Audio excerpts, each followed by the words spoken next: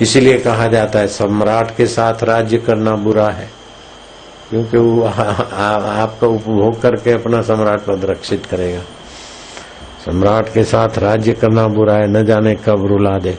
नरसिंह राव के साथ ही रोते गए, राजीव के साथ ही रो गए, जो भी रिटायर हुए या मर गए तो उनके साथ ही रोते रहे। सम्राट के साथ राज्य करना बुरा है, न जाने कब रुला दे। संतों के साथ भीख मांग कर रहना भी अच्छा है, न जाने कब मिला दे।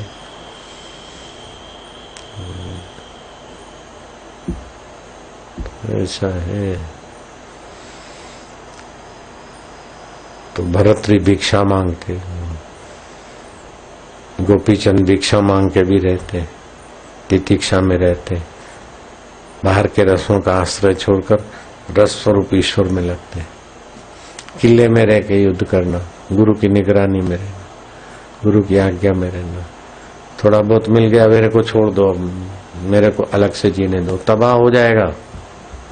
तबाह, कोई पूछने वाला नहीं मिलेगा। मन में जो आ जाते ना, ऐसा करेंगे तो तबाह हो जाएगा।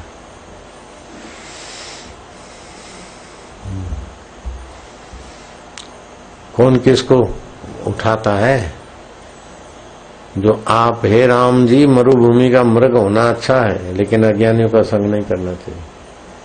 अलग से रहकर नजर बचा के गुरु के नजर से दूर होकर रहेंगे तो अज्ञानी का ही संग करेंगे। अज्ञानी तो तबाह कर रहे हैं।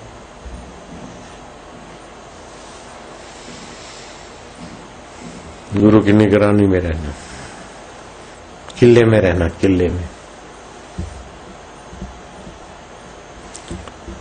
अकेला मन शैतान का घर। और विवेकानंद बोलते थे, जब तक पूर्णता नहीं मिली तब तक महापुरुषों का शरणा और उनकी आज्ञा की छाया में रहना। अभी तुम्हारा घाव मिटा नहीं, वो दादर का घाव खुजलाओगे तो फिर दादर उभरेगी। अभी पट्टा खोला और खुजली हुई और खुजलाया तो खून निकलेगा। गुरु भक्ति तो गुरु तत्व में खड़ा कर देगी। मन चाह, अपने को अच्छा लगे वही करने का।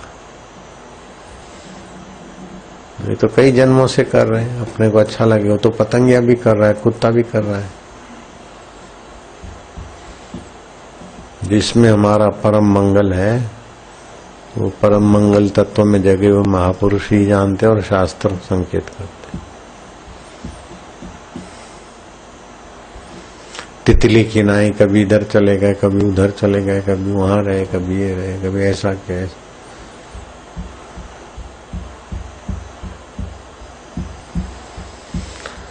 कलयुग में कर्म योग, भक्ति योग, ज्ञान योग, ये योग के मार्ग तो ठोस हैं, लेकिन चौथा मार्ग है अनुभव संपन्न महापुरुष का गुरु भक्ति योग। वो सुरक्षित योग है, ऐसा शिवानंद स्वामी ने लिखा।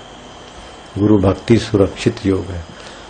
क्या पता हमको कैसे गुरु की कृपा मिल गई कि हम गुरु भक्ति योग अभी किताब पढ़ा, लेकिन कुछ भी करते तो गुरु जी का आज्ञा मंगवाते, बाल छटवाते तो गुरु जी की आज्ञा मंगवाते, वो स्थान छोड़ते, डीसा से कहीं जाना है तो गुरु जी की आज्ञा। डीसा में ऐसी जगह थी कि मेरे स्वभाव में नहीं था कि एक दिन में रहूं। नर्मदा किनारे गुफा में रहा हुआ साधक, झोपड़पट्टी के बीच एक कमरा, ऐसा कमरा कि चारों तरफ भील और ये जो भी झोपड़पट्टी वाले होते उनके बीच में ईंटों का एक कमरा था और कोई सुविधा वुविधा नहीं थी, लेकिन बस्ती ऐसी 7 साल वहां रहे।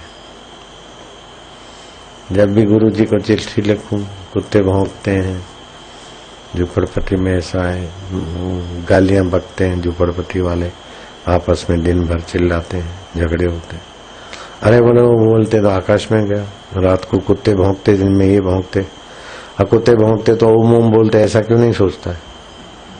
रहो वहीं, रख लिया तो रह गए। हमको हमारे स्वभाव में नहीं था, ऐसी जगह पे गुरु ने आज्ञा करी, बस हो गया, बात पूरी हो गई। अब पता चला कि आज्ञा मानने में हमको ही फायदा हुआ, गुरु जी को तो क्या फायदा हुआ, वो तो सारे फायदे और नुकसानों से पार हो चुके थे। ये तो हम पर कृपा की कि जो हमारे मन की नहीं होने दी, हमारे मन के विपरीत करा के भी हमको मन के पार कर दिया। उनकी कितनी दूरदर्शिता है, कितनी कृपा है। हम अपनी बहादुरी नहीं बता रहे, ये गुरु जी की महानता है कि हमको आज्ञा मानने वाला मान लिया, पात्र मान लिया। नहीं तो डीसा और अहमदाबाद में अंतर क्या था, हम धोखा करके जाके आते।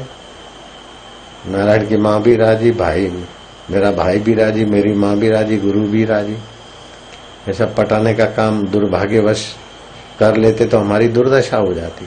हमने कभी ऐसा धोखा नहीं किया, मेरा आत्मसंतोष है। गुरु से छुपा के हम कभी कहीं गए हो नहीं क्या, 7 साल में।